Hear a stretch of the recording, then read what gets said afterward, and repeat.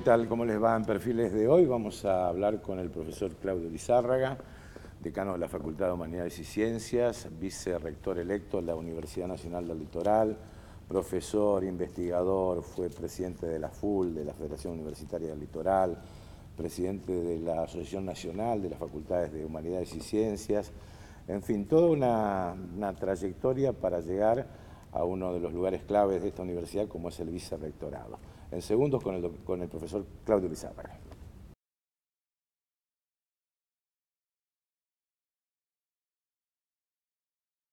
¿Qué tal, Claudio? ¿Cómo te va? ¿Qué tal, Guillermo? Gracias por la invitación, el gusto es mío. Antes que nada, ¿no? En tu vida, ¿por qué abrazaste la vocación del profesorado y, digamos, vinculado a la historia? Yo siempre digo que descubrí en la escuela secundaria que me gustaba la historia. Tuve la posibilidad de encontrar allí profesores.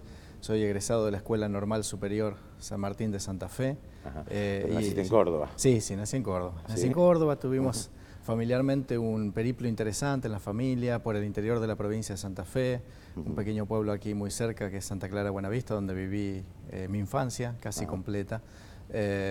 Y luego vinimos a vivir aquí a Santa Fe en los albores de la democracia recuperada en Argentina, en el 82, 83, exactamente. Y bueno, y ahí descubrí mi vocación por la historia. La verdad que lo fui sosteniendo a lo largo del tiempo y realmente es mi pasión en el estudio, en la investigación, en la docencia. ¿No te llegó la medicina? No, la medicina no. Ha ido por otros lugares en mi casa, pero no por mí. Tu padre era un activo y de gran trayectoria médico de Santa Fe que trabajó en el hospital público. Así es. Fue durante mucho tiempo jefe del servicio de guardia y urgencia del Hospital Cuyen. Así que sí, claramente. Y la historia tiene que ver con bueno, saber el contexto, hacia dónde vamos, conocer el pasado también para ubicarnos, ¿no? en el mundo moderno también, ¿no? ¿Qué universidad imaginás para el futuro, ¿no? Ya con esta tremenda responsabilidad que incluso bueno, abarcan los 100 años de esta universidad, ¿no? Claro. Sí, justamente, además en un momento de cruces simbólicos, políticos, ideológicos muy fuertes que va a atravesar la Universidad Nacional del Litoral. El centenario de la reforma universitaria es heredera de esa gran gesta que cambió el sistema universitario en Argentina y en Latinoamérica, y el haber sido hija la universidad primera en la Argentina que nace con un nombre de una región, que ya le da una impronta también, ¿no? Y que de alguna manera cristaliza ese modelo, ese ideario reformista, y que además siempre se presumió innovadora, visionaria, con la posibilidad de imaginar el futuro. Y creo que ese es el gran desafío, digamos, poder redoblar la apuesta en una larga tradición que tiene que ver con eso fundamentalmente. Una universidad fundamentalmente que renueve el compromiso que ha consolidado a lo largo de este tiempo con la sociedad en la cual se encuentra inserta. Ahora, en un momento creo que distinto de la época en las luchas estudiantiles, vos fuiste presidente de la FUL, ¿no? Sí. Pero había otro contexto también. Sí, país, claramente. Bueno, yo incluso sostengo que gran parte del modelo reformista que hoy cobija al conjunto de las universidades argentinas nació en la apertura democrática, porque el siglo XX no le permitió a las universidades, salvo en honrosas oportunidades, consolidar un sistema de educación pública, de educación superior pública en la Argentina por las frecuentes interrupciones a los periodos constitucionales, ¿no es cierto? Y que por lo tanto la época de la normalización fue una gran gesta en las universidades argentinas y en la nuestra claramente, digamos, la puesta en marcha de un modelo universitario, el retornar a las cátedras gente que había sido exiliada, cesanteada, etcétera, hacerlo a través del mecanismo de los concursos, dotar de recursos a las aulas universitarias, abrir las puertas de las universidades con el ingreso irrestricto, fue una gran gesta que obviamente el movimiento estudiantil tuvo un protagonismo muy fuerte y creo que eso entusiasmó muchísimo a las juventudes de aquellos tiempos. Los 90 fue la lucha contra los embates a ese modelo. Claro, exactamente. En la época liberal, digamos, de dejar de ser una universidad no gratuita, porque en realidad se paga con los impuestos de todos los argentinos, que después vamos a hablar de este tema, pero sí con un ingreso irrestricto. Me siento protagonista de esa época fundamentalmente, de los años 90, digamos, ¿no? de encabezar los grandes procesos de movilización estudiantil y de toda la comunidad universitaria en contra de aquellas políticas. Esto se mantiene inalterable, ¿no? El ingreso irrestricto. Sí, yo creo que sí. Hay un desafío por delante, que es pensar más allá de que solo con el requisito de haber terminado la escuela secundaria se ingresa a la universidad, y que eso es una carta que le da el reaseguro al joven de 18 años de que en 5 o en 6 años va a terminar una carrera universitaria. Es decir, hay problemas que tenemos que pensar hacia adentro de la universidad, es decir, pensarla hacia el interior del ámbito universitario, y que tienen que ver con qué estrategias y qué herramientas diseñamos para pensar en nuevas juventudes que son claramente heterogéneas en nuestro país y al momento del ingreso a la universidad, pero también pensar en quienes no ingresan a la universidad. Esto es uno de los grandes desafíos. Por supuesto que nosotros no podemos demasiado hacer en términos de los escalones del sistema educativo, pero sí trabajar en las articulaciones y trabajar en relación con las políticas públicas que tengan que ver con vencer aquellas barreras que inhiben una verdadera democratización del acceso a la educación superior. Ahora, ¿cómo se desanda el camino para solucionar el tema del gran desgranamiento que hay, primero en la enseñanza media, ¿no? Donde hay una deserción, un abandono, bueno, cercano al 50%, muy importante, ¿no? Y también en los primeros años de la universidad, también otro tanto se va, ¿no? ¿Cómo, o sea, qué diagnóstico, por qué nos está pasando esto hoy en la Argentina? Bueno, yo creo que este es un problema que las universidades tienen desde hace larguísimo tiempo. Hay variables que tienen que ver con los contextos educativos y los procesos de enseñanza y de aprendizaje. El paradigma de enseñanza de la escuela secundaria, fuertemente centrada en los contenidos y fundamentalmente los contenidos disciplinares, casi a veces en compartimentos estancos, no es exactamente el mismo paradigma de la universidad, donde el conocimiento aparece permanentemente en interrogación.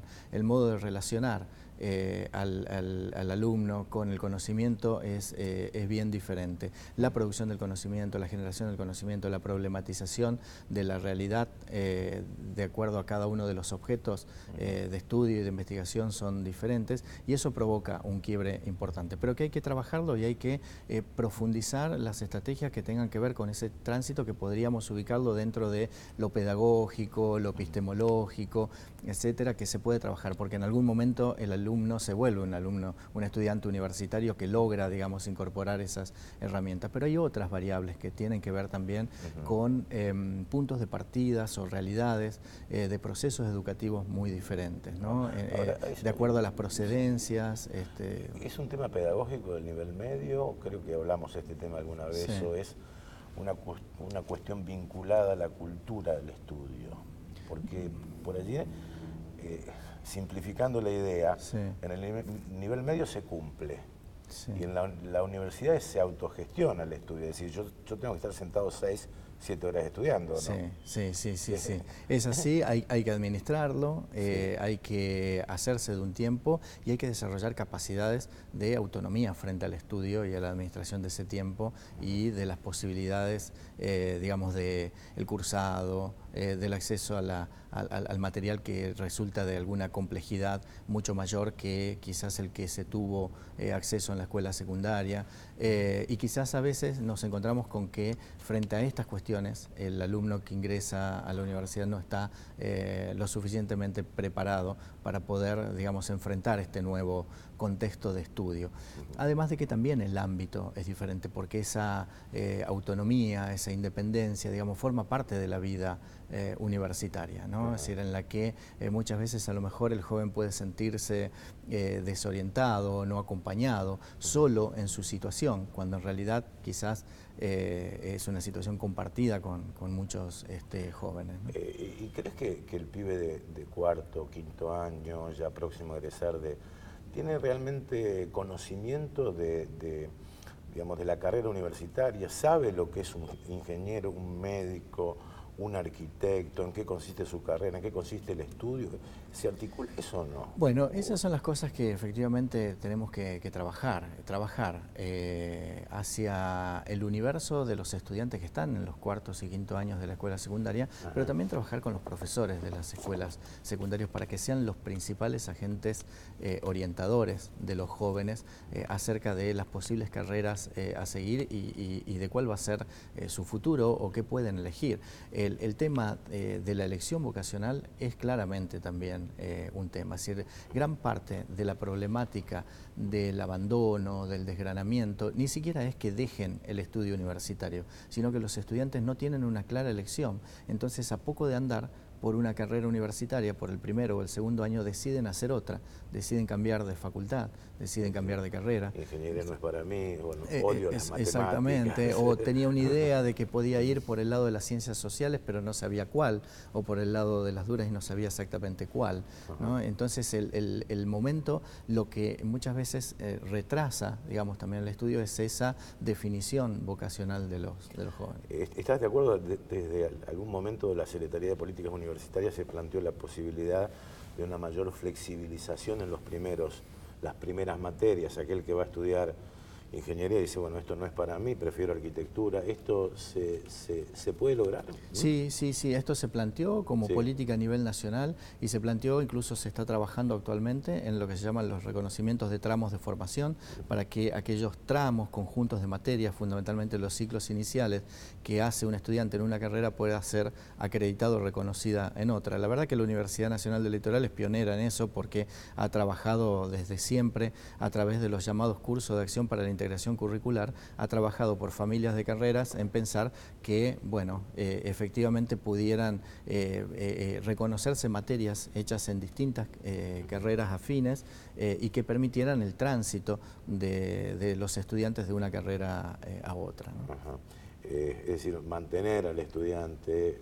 entusiasmarlo. Exactamente, sí, aún cuando no tenga definida exactamente cuál es la carrera, ¿no? Pero creo que también podemos dar algunas vueltas más de tuerca para adelante para hacer algunos ajustes en ese sentido y pensar que hoy tenemos ofertas de materias que son similares, que están en la misma familia de disciplinas y que los alumnos pueden tomar también o podrían tomar en distintas unidades académicas, y que eso resolvería también problemas de la oferta de materias, a veces con los horarios, con las posibilidades de acceso por las distancias en las que residen los estudiantes, respecto, por ejemplo, de sus trabajos, aquellos alumnos que trabajan y estudian y que puedan tomar una matemática en una facultad o en otra, aun cuando tengan que acreditarla en una carrera en particular en una unidad académica. Bueno, si mal no recuerdo, la UNESCO fija en un 14, 15% creo el nivel de graduados universitarios en la Argentina. Sí. ¿Estamos bien o mal? No, en general la relación, por supuesto que nunca está dentro de lo que nosotros desearíamos. Sí.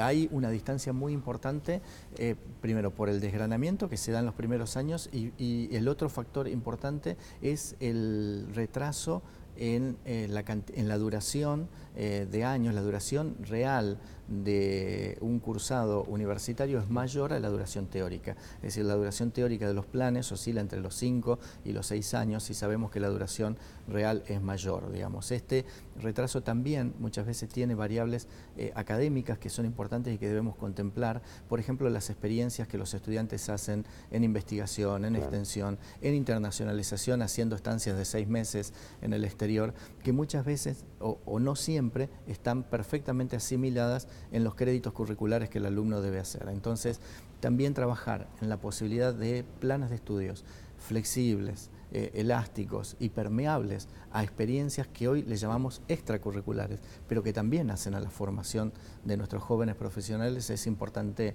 que trabajemos en esa articulación para reducir las distancias entre la duración real y la teórica de los planes de estudio. Bueno, vamos a hacer una pequeña pausa, Claudio. Me gustaría, bueno, me queda algo pendiente. Bueno, ¿qué hace la universidad frente a los que no ingresan a la universidad? ¿Cómo se presenta el desafío de la universidad frente a las nuevas tecnologías, por ejemplo? ¿Quién define la estrategia de las carreras? ¿El mercado o no? Claro. Perfecto. Enseguida.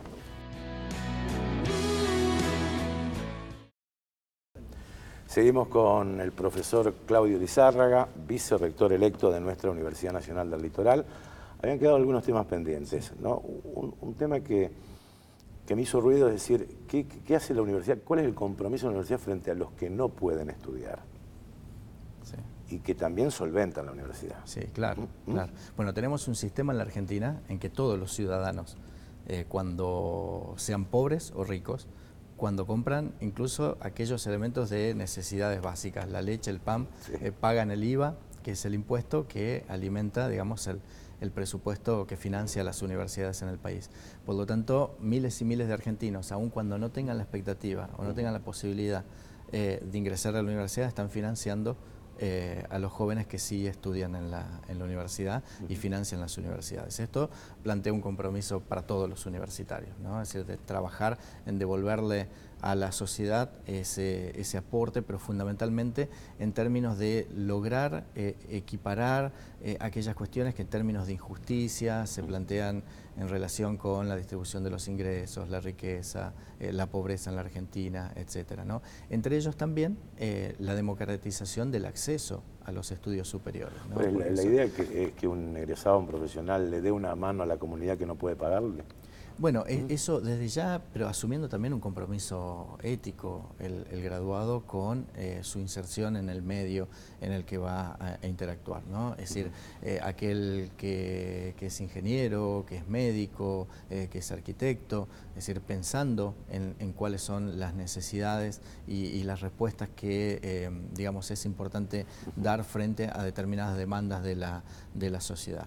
Y decíamos en términos del ingreso, mucho en relación en poder generar aquellos insumos que permitan orientar políticas públicas, que permitan, al menos en principio, achicar la brecha entre los que terminan y los que no terminan la escuela secundaria, porque es el principal requisito para el ingreso a cualquier estudio superior, universitario o no universitario. Y que hoy es importante porque frente a los desafíos del campo laboral, la alta calificación de los jóvenes para la búsqueda de un empleo es importante. Entonces la posibilidad de continuar un estudio después de la escuela secundaria es realmente una oportunidad que debemos darle a todos los jóvenes. Claudio, hace muy poquito el propio gobernador de la provincia, a través de su tuit, pidió casi como un grito desesperado pediatras para un hospital, para el hospital de Ceres.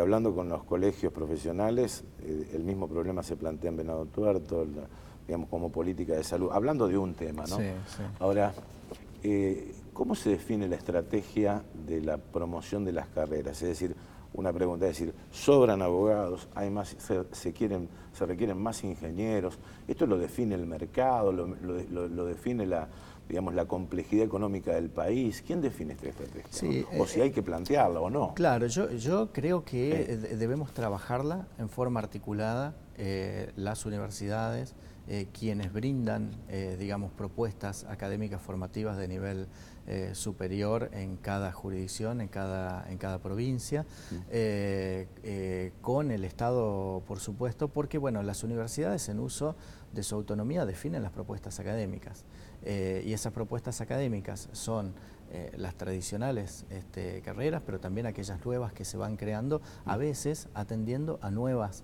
necesidades que van surgiendo.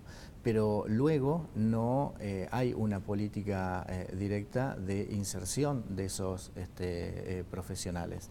De modo que claramente hay que trabajar para ver cuáles son los lugares en el territorio, en la provincia, en el país, a los cuales debieran orientarse. Este problema... Por ejemplo, faltan enfermeros. Bueno, faltan enfermeros. Bueno, la universidad ha dado respuesta precisamente con propuestas académicas y formativas de nivel universitario en enfermería muy importantes, en obstetricia también, que son, sabemos, recursos importantes, digamos, en el área de la salud que hacen falta en todo el territorio provincial.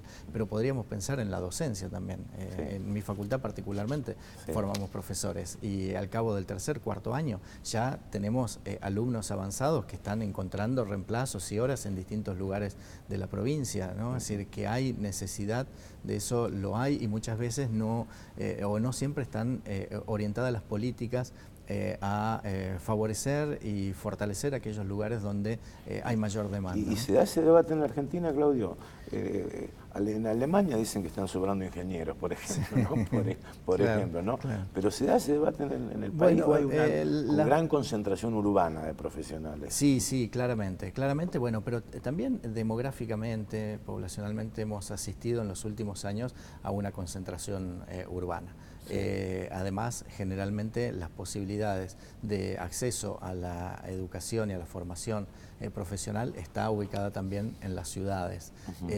Y muchas veces el que un joven del interior de una provincia concurra a una universidad en la ciudad también hace que encuentre algunas oportunidades que le posibilitan luego radicarse en esa ciudad. Pensar que desde el 2015 en adelante asistimos a un 95% de la población mundial concentrada en las grandes ciudades, ¿no? Sí. Este es un fenómeno que hay que analizar.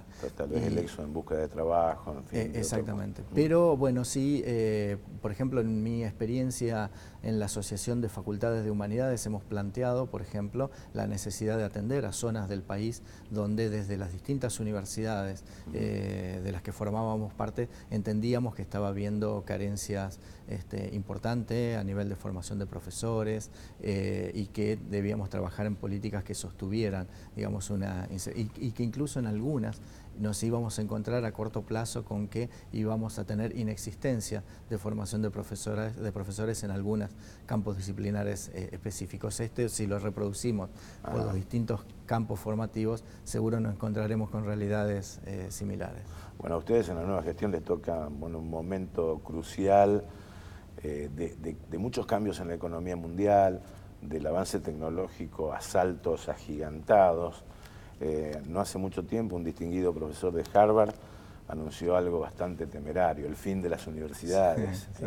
Dijo por la tecnología. Digamos, ¿cómo se debe llevar, o sea, cómo se deben llevar las universidades con las nuevas tecnologías en el mundo, ¿no? Sí, hoy creo que habría que plantearlo incluso en términos más amplios, la educación formal en general en relación con las nuevas tecnologías. Sí. Yo considero que a partir de que las nuevas tecnologías han puesto, que este es el dato positivo, han puesto como nunca en la historia de la humanidad a disposición de las personas un volumen de información que décadas atrás no teníamos, le ha quitado al sistema formal de educación el monopolio de la eficacia educativa. Ajá. ¿Qué quiere decir esto? Que antes considerábamos que el lugar en el que se aprendía algo nuevo y fundamentalmente se incorporaban las herramientas para ser inteligible, para ser comprensible el mundo del futuro, era la escuela primaria, la escuela secundaria, la universidad. Hoy ese monopolio el sistema educativo formal no lo tiene. La universidad, ¿qué conserva a su favor en esto? Que todavía tiene como función esencial la generación del conocimiento y por lo tanto tiene la posibilidad, un profesor universitario que a su vez es un investigador en su campo, la posibilidad todavía frente al joven de sorprenderlo, de ponerlo frente al descubrimiento de algo nuevo, la posibilidad de algo que puede ser revolucionario, que puede cambiar las cosas en el futuro, que puede cambiar el modo de vida, el modo de alimentación, el modo de vestir, el modo de vivir. Digamos, esto tiene como posibilidad todavía el conocimiento universitario. Ahora, el desafío es formar jóvenes que incorporen herramientas para poder desempeñarse en un mundo que no podemos imaginar en un plan de estudios, porque probablemente dentro de 10 años cambie y ese profesional va a tener que enfrentar nuevos desafíos y para ello lo importante son las herramientas. Y frente a las tecnologías, lo importante no es qué información nos pueden brindar, sino cómo seleccionar, cómo ser críticos y cómo utilizar las herramientas que la tecnología hoy nos provee para hacer precisamente una cosa que siempre la humanidad quiso hacer, que es inteligible el mundo en el que vivimos y en el que viviremos. ¿Cómo te imaginas los 100 años de la universidad? Bueno, primero con mucha celebración, porque esta es una universidad que ha consolidado su lugar en el sistema universitario argentino.